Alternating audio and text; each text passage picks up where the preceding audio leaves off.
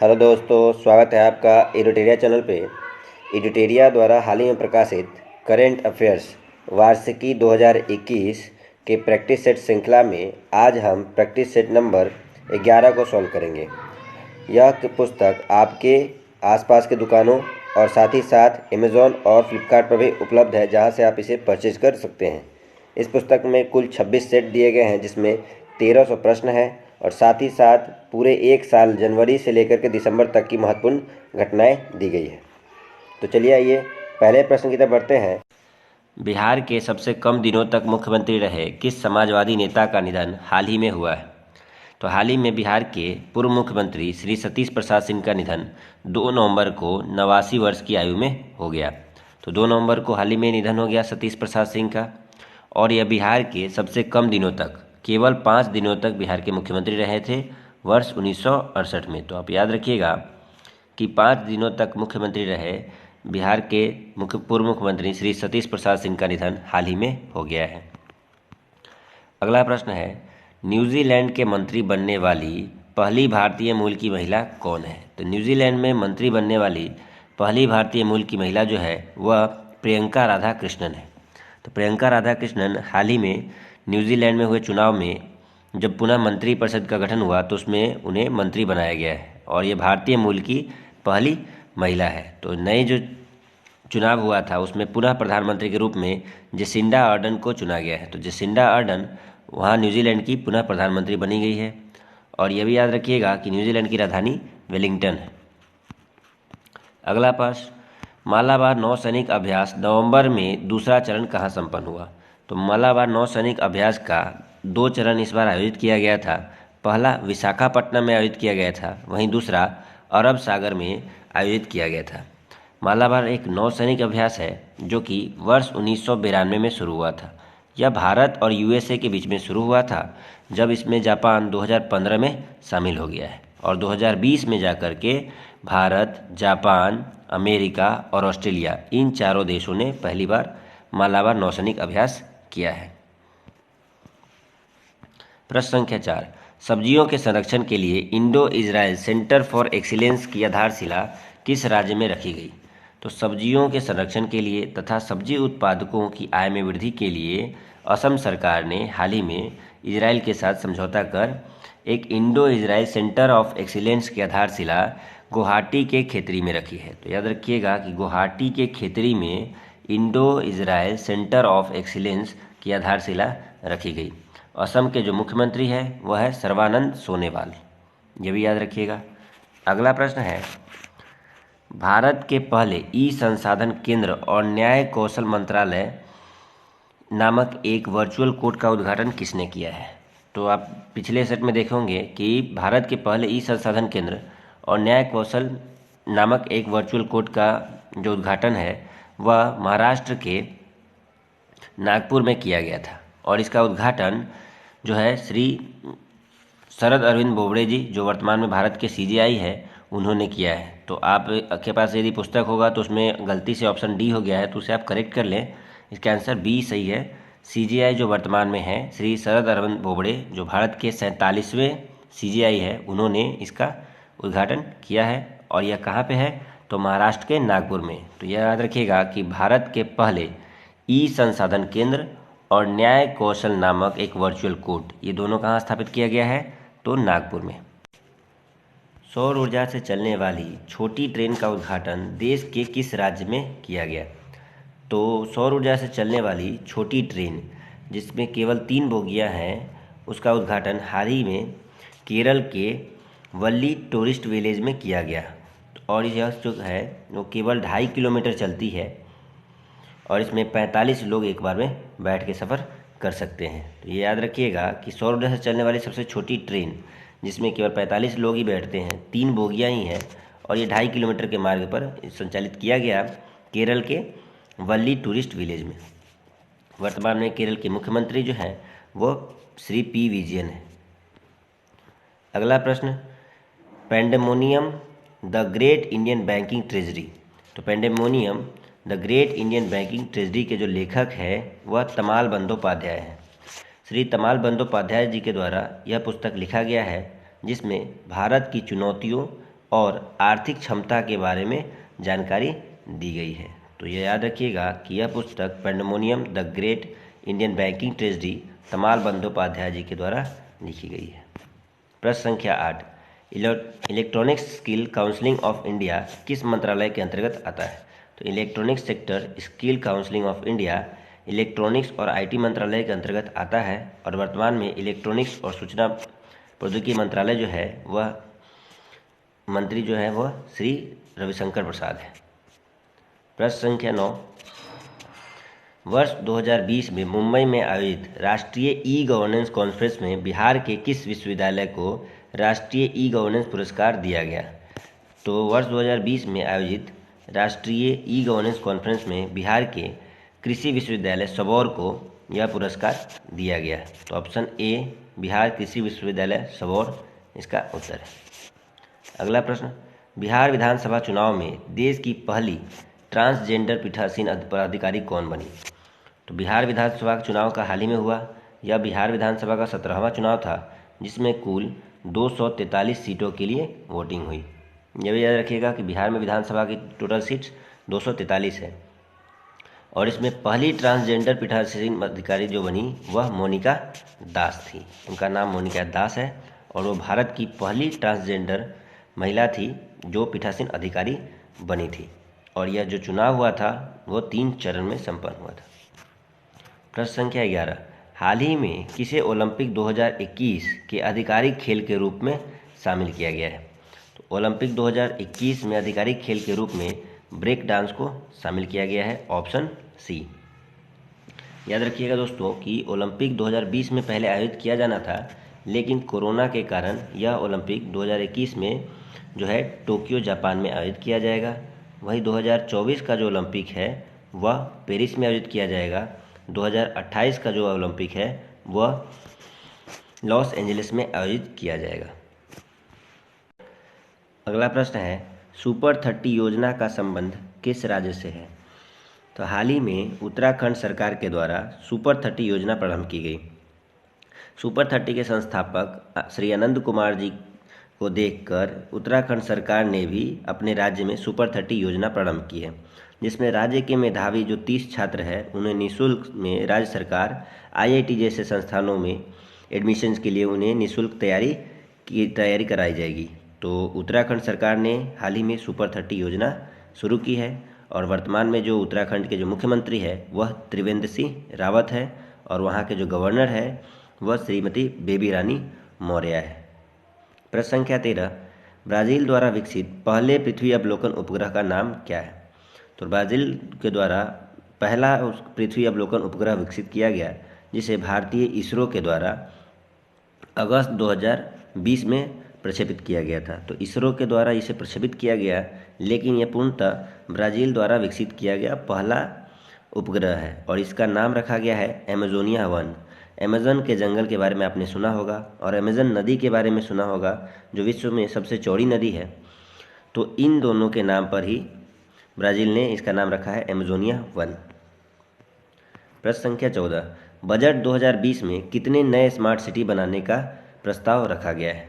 तो फरवरी माह में पेश किए गए बजट में टोटल 5 नए स्मार्ट सिटी शहर बनाने का निर्णय लिया गया है। तो आप याद रखिएगा। अगला प्रश्न है, वर्ष 2020 में कितने लोगों को पद्म विभूषण से सम्मानित किया गया? तो वर्ष 2020 में टोटल 7 लोगों को पद्म विभूषण पुरस्कार से सम्मानित किया गया। 16 लोगों को पद्म भूषण से और 118 लोगों को पद्म श्री से सम्मानित किया गया। इस प्रकार कुल 141 लोगों को वर्ष 2020 में पद्म पुरस्कार दिए गए। पद्म पुरस्कार की शुरुआत वर्ष 1954 से हुई थी। वर्ष 1954 से पद्म पुरस्कार प्रदान किए जा रहे हैं और इस वर्ष कुल 141 लोगों को दिया गया जिसमें पद्म विभूषण से 7 लोगों को सम्मानित किया गया। पद्म पुरस्कार जो है वह 26 जनवरी के दिन राष्ट्रपति के द्वारा दिया जाता है। प्रश्न संख्या 16, किस देश की सहायता के लिए भारतीय नौसेना ने ऑपरेशन वेनिला की शुरुआत की? तो मेडागास्कर में आए तूफान डायना से जो ही तबाही हुई थी उसके सुरक्षा के लिए उसमें सहायता प्रदान करने के लिए भारतीय नौसेना के द्वारा ऑपरेशन वेनिला शुरू किया गया था। जिसके माध्यम से वहाँ पर जा के भारतीय नौसेना ने सहायता प्रदान की थी। तो याद रखिएगा ऑप्शन सी मेडागास्कर। मेडागास्कर के बारे में आप जानते होंगे कि मेडागास्कर जो है वो हिंद महासागर का सबसे बड़ा द्वीप है और यह अफ्रीका के पूर्वी तट पर स्थित एक देश है। प्रश्न संख्या 17, भारत की पहली सौर ऊर्जा संचालित नौका को अंतर्राष्ट्रीय पुरस्कार गुस्ताव ट्रॉप अवार्ड से सम्मानित किया गया और उसका नाम क्या है? तो भारत की पहली सौर ऊर्जा संचालित नौका को अंतर्राष्ट्रीय पुरस्कार दिया गया था, उसका नाम है आदित्य। आदित्य नाम से भारत की पहली सौर ऊर्जा संचालित नौका का निर्माण किया गया और इसे हाल ही में गुस्ताव ट्रॉप अवार्ड से सम्मानित किया गया। इस बोट में 75 लोग एक बार सवारी कर सकते हैं और इसे केरला स्टार्ट के द्वारा बनाया गया था। केरला स्टार्टअप के द्वारा इसे बनाया गया था। प्रश्न संख्या 18, ऑपरेशन नंबर प्लेट अभियान किसके द्वारा चलाया गया था? ऑपरेशन नंबर प्लेट अभियान जो है आरपीएफ रेलवे सुरक्षा बल के द्वारा चलाया गया था। इसके तहत जो आप देखते होंगे कि रेलवे की जो पार्किंग है उसमें कई वर्षों तक गाड़ियां रहती है, तो उन नंबर प्लेट को सर्च करना था जो कि 5 वर्षों से, ये 4-5 वर्षों से अधिक है। तो उन नंबर प्लेट की जो गाड़ी हैं जिसको लेने के लिए कोई नहीं आता है, उनकी नीलामी के लिए यह शुरू किया गया था रेलवे सुरक्षा बल के द्वारा। प्रश्न संख्या 19, प्रधानमंत्री नरेंद्र मोदी ने हाल ही में किस शहर में नेताजी सुभाष चंद्र बोस की याद में बनाए गए संग्रहालय का उद्घाटन किया? तो प्रधानमंत्री नरेंद्र मोदी के द्वारा हाल ही में नई दिल्ली में सुभाष चंद्र बोस जी के नाम पर जो संग्रहालय निर्मित किया गया था उसका उद्घाटन किया गया। तो ये कहाँ है? तो नई दिल्ली में। प्रश्न संख्या 20, बिहार के किन महिलाओं को 8 मार्च 2020 को राष्ट्रपति रामनाथ कोविंद द्वारा नारी शक्ति पुरस्कार से सम्मानित किया गया? तो 8 मार्च 2020 को टोटल 16 महिलाओं को नारी शक्ति पुरस्कार दिया गया था राष्ट्रपति रामनाथ कोविंद जी के द्वारा, जिसमें 2 महिलाएं जो थी वो बिहार की थी। उनका नाम है श्रीमती वीणा देवी और श्रीमती भावना कंठ। इन दोनों को दिया गया था। वीणा देवी जी को मशरूम महिला के नाम से भी जाना जाता है और भावना कंठ जी के बारे में आपने सुना ही होगा कि भारत की पहली महिला फाइटर पायलट जो हैं वह भावना कंठ है। तो इस प्रकार ऑप्शन डी बिल्कुल सही है। प्रश्न संख्या 21, हाल ही में राम जेठमलानी जी का निधन हो गया, उनका संबंध कौन सा क्षेत्र से है? तो श्री राम जेठमलानी जी का हाल ही में निधन हो गया है, वह वकील रह चुके हैं, तो उनका क्षेत्र जो है वह वकालत है। प्रश्न संख्या 22, भारत की पहली liquefied compressed natural gas LNG बस सेवा की शुरुआत किस राज्य में की गई? तो ये काफ़ी इंपॉर्टेंट है। जब भी कोई घटना भारत में पहली बार होती है तो वो काफ़ी इंपॉर्टेंट हो जाती है। तो भारत की पहली लिक्विफाइड कंप्रेस्ड नेचुरल गैस जो कमर्शियल रूप से शुरू की गई वह भारत के केरला राज्य में की गई थी। तो केरल में इसकी शुरुआत की गई है। यह एक बार में इससे टोटल 900 किलोमीटर की दूरी तय की जा सकती है। केरल के जो मुख्यमंत्री है वो श्री पी विजयन है। प्रश्न संख्या 23, 20वां एशियाई खेल 2026 में कहाँ आयोजित किया जाएगा? तो 20वां एशियाई खेल 2026 में जो है वह नागोया जो जापान का शहर है वहाँ आयोजित किया जाएगा। वहीं 19वां एशियाई खेल 2022 में जो है वो हांगजू चीन में आयोजित किया जाएगा। तो चूँकि यहाँ पे पूछा जा रहा है 2026 का, तो 2026 नागोया जापान में और हांगजू चीन जो 2022 में आयोजित किया जाना है। प्रश्न संख्या 24, mastermind winning lessons from a champions life पुस्तक के लेखक है। मास्टरमाइंड, आप ध्यान रखिए, मास्टरमाइंड यानी माइंड से जो गेम खेला जाता है। तो आप जानते होंगे कि चेस जो गेम है वह अधिक दिमाग लगाकर खेला जाता है। तो इस पुस्तक के जो लेखक है वह विश्वनाथन आनंद है। विश्वनाथन आनंद जी जो है वह 5 बार वर्ल्ड चैंपियन रह चुके हैं, 5 बार, और यह शतरंज से जुड़े हुए भारत के सबसे प्रसिद्ध खिलाड़ियों में से एक है और भारत के यह पहले ग्रैंड मास्टर भी रह चुके हैं। तो ये काफ़ी इंपॉर्टेंट बुक हो जाती है जब किसी महान व्यक्ति के द्वारा लिखी गई हो। तो mind master winning lessons of a champions life पुस्तक के लेखक श्री विश्वनाथन आनंद है। प्रेस की आज़ादी पर पहला वैश्विक सम्मेलन का आयोजन किस शहर में किया गया? तो प्रेस की आज़ादी पर पहला जो वैश्विक सम्मेलन जो आयोजित किया गया था वह यूके और कनाडा दोनों के संयुक्त रूप से, 2 देशों के संयुक्त रूप से लंदन में आयोजित किया गया था। तो याद रखिए कि प्रेस की आज़ादी पर पहला वैश्विक शिखर सम्मेलन यूके तथा कनाडा के सहयोग से लंदन में आयोजित किया गया था। इसमें भारत के प्रतिनिधित्व जो है 3 व्यक्तियों के द्वारा किया गया था। प्रेस स्वतंत्रता सूचकांक की बात करें तो भारत में प्रेस स्वतंत्रता सूचकांक में भारत का स्थान 142 है और नॉर्वे इसमें प्रथम स्थान पर है। प्रश्न संख्या 26, भारत की पहली सौर ऊर्जा से चलने वाली क्रूज बोट किस राज्य में शुरू की गई? थोड़ी देर पहले ही हमने देखा कि भारत से पहली सौर ऊर्जा से चलने वाली क्रूज बोट जो है वह केरल में शुरू की गई है, जो केरला स्टार्टअप के द्वारा निर्मित की गई है और इसका नाम आदित्य रखा गया था। थोड़ी देर पहले हमने देखा कि आदित्य नाम से भारत की पहली सौर ऊर्जा से चलने वाली क्रूज बोट का जो उद्घाटन किया गया वह केरला के तट पर किया गया। प्रश्न संख्या 26 के बाद आते हैं अगले प्रश्न पर 27, गणित के क्षेत्र में उत्कृष्ट कार्य के लिए एबल प्राइज 2020 किसे प्रदान किया गया? तो गणित के नोबेल कहे जाने वाले एबल प्राइज को 2020 में हिलेल फ्रुस्टेनबर्ग और ग्रेगरी मार्गुलिस को इस वर्ष 2020 का यह पुरस्कार दिया गया है। तो ऑप्शन डी बिल्कुल सही है। तो इसके तहत जो है वह नॉर्वेजियन क्रोन जो है 5 मिलियन दिया जाता है। तो नॉर्वेजियन क्रोन इसके पुरस्कार के रूप में दिया जाता है 5 मिलियन, और गणित का नोबेल कहे जाने वाले एबल पुरस्कार 2020 से हिलेल फ्रुस्टेनबर्ग और ग्रेगरी मार्गुलिस को सम्मानित किया गया। पीवी सिंधु ने वर्ल्ड बैडमिंटन चैंपियनशिप 2019 का खिताब किसे हराकर जीता? तो भारत की पहली महिला जिन्होंने वर्ल्ड बैडमिंटन चैंपियनशिप का खिताब जीता वह है पीवी सिंधु। उन्होंने यह खिताब जो है जापान की निजोमी ओकुहारा को हराकर यह खिताब जीता था। प्रश्न संख्या 29, उपभोक्ता मूल्य सूचकांक सीपीआई का नया आधार वर्ष क्या है? उपभोक्ता मूल्य सूचकांक के विषय में 2015 में सुधार जो हुआ था उसके बाद 2012 को सीपीआई का नया आधार वर्ष बनाया गया था। ये उपभोक्ता मूल्य सूचकांक क्या है? तो यह क्या है, वस्तु और सेवाओं का औसत मूल्य निर्धारित करने का एक सूचकांक है जिसका नया आधार वर्ष 2012 को रखा गया। प्रश्न संख्या 30, प्रधानमंत्री नरेंद्र मोदी जी ने अपनी भूटान यात्रा के दौरान कितने मेगावाट की मांगदेछू जल विद्युत परियोजना का उद्घाटन किया? तो प्रधानमंत्री नरेंद्र मोदी जी जब भूटान की यात्रा पर गए थे तो उन्होंने एक परियोजना शुरू की थी जिसका नाम था मांगदेछू जल विद्युत परियोजना, जो मांगदेछू नदी पर था, और यह 720 मेगावाट की परियोजना थी। और हाल ही में जो है भारत और भूटान के द्वारा 600 मेगावाट की एक अन्य परियोजना जो है उसे शुरू किया गया है जिसका नाम है खोलोंगछू जल विद्युत परियोजना।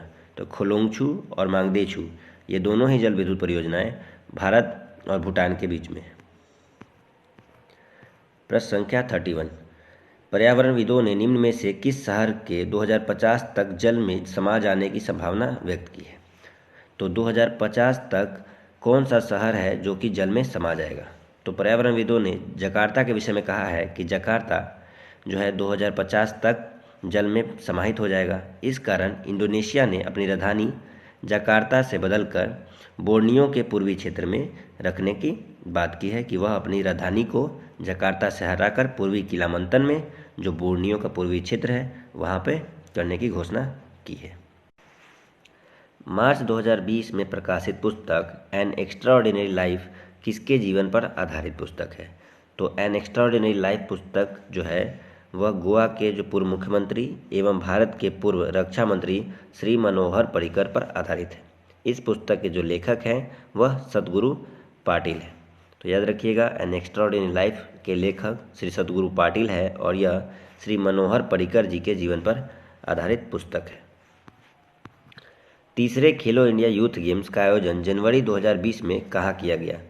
तो भारत में अभी तक 3 खेलो इंडिया यूथ गेम्स का आयोजन किया जा चुका है। पहला जो हुआ था वो राजधानी नई दिल्ली में हुआ था, दूसरा महाराष्ट्र के पुणे में आयोजित किया गया था, वहीं तीसरा जनवरी 2020 में असम के गुवाहाटी शहर में आयोजित किया गया था। और हाल ही में चौथा खेलो इंडिया यूथ गेम्स का आयोजन करने की घोषणा की गई है और यह हरियाणा राज्य में आयोजित किया जाएगा। तो यह भी इम्पोर्टेंट है दोस्तों, यह भी याद रखिएगा कि चौथा खेलो इंडिया यूथ गेम्स का आयोजन हरियाणा राज्य में किया जाएगा। प्रश्न संख्या 34, lessons life taught me annoyingly किसकी आत्मकथा है? Lessons life taught me annoyingly यह श्री अनुपम खेर जी के द्वारा लिखी पुस्तक है और यह अनुपम खेर की आत्मकथा है। और अनुपम खेर जी को आप जानते ही होंगे, यह भारत के एक प्रसिद्ध अभिनेता है। मार्च 2020 में चापचर कूट महोत्सव का आयोजन किस राज्य में किया गया? तो चापचर कूट महोत्सव का आयोजन मिजोरम में किया गया। मिजोरम के आदिवासियों का एक प्रमुख यह उत्सव है जिसका नाम है चापचर कूट।